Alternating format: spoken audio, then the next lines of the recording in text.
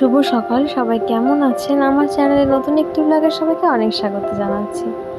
তো আশা করছি আপনাদের সকলের পুজো উপলক্ষে শপিং কমপ্লিট হয়ে গেছে। অনেকে শুরু করেননি, অনেকে শুরু করেছেন। তো আমারও এবার জানেন তো পুজোতে তো শপিং করব সেরকম কিছু মাথাতে নেই। তো হট করে আজকে মা বলল যে তুই যখন এসেছিস তাহলে চল আজকে বিকেলে আমরা দুজনে গিয়ে আমার তরফ থেকে শপিংটা কমপ্লিট করে রাখি। তো যেরকম কথা সেরকম কাজ, মায়ের সাথে একটু টাইম স্পেন্ড করা হয়ে যাবে, একটু শপিং করা হয়ে যাবে, সবই হয়ে যাবে। তাই সেরকম কথা মতো সকালবেলা বেরিয়ে গেছিলাম শাড়ি কেনার জন্য। আমাদের এখানকারই খুব একটা রিনাউন্ড জায়গা, যেটা এখন খুব ভাইরাল হয়েছে, সেই জায়গাটাতে বালাজি শাড়ি, যেটা অনেকে আপনারা চিনে থাকবেন। আর তারপরে দুপুরবেলা আর কি একটু বেলার দিকে গেছিলাম রানাঘাট টাউনে।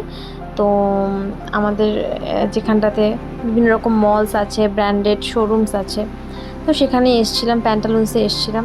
তো আরও টুকটাক দোকানে গেছি কিছু কিছু জিনিস কেনার জন্য।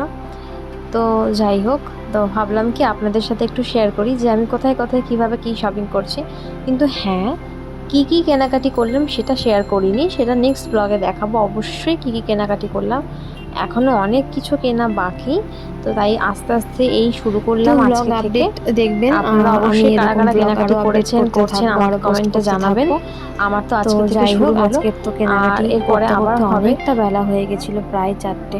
আবার আছে কিন্তু আমার ছোট মামার জন্মদিন উপলক্ষে খাওয়া দাওয়া নিমন্ত্রণ। প্রতি বছর আজকের দিনটাতে আমরা 3 ভাই বোন ছোটো মামার বাড়িতে যাই চকলেট নিয়ে, আর ছোটো দিদাও রান্নাবান্না করে, আমাদেরকে নিমন্ত্রণ করে খাওয়ার জন্য। আমরা খাওয়া দাওয়া করি, মজা করি।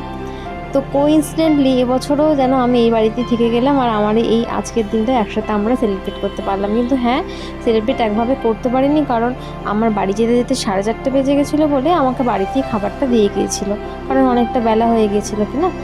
তো ভাই বোনেরা সবাই গিয়ে খেয়ে এসেছে, আমার খাবারটা দিয়ে গিয়েছিল। তো আমি এই যে এসে খুব টায়ার্ড হয়ে পড়েছিলাম। তো যাই হোক, এই যে আমাদের খাবার চলে এসেছে, ফ্রাইড রাইস আর চিকেন কষা। আর বাড়িতে মামা মাটন নিয়ে এসেছিলো, আমি এসেছিলাম বলে তো মাটনটাও আমি এর সাথে অ্যাড করে নিয়েছিলাম।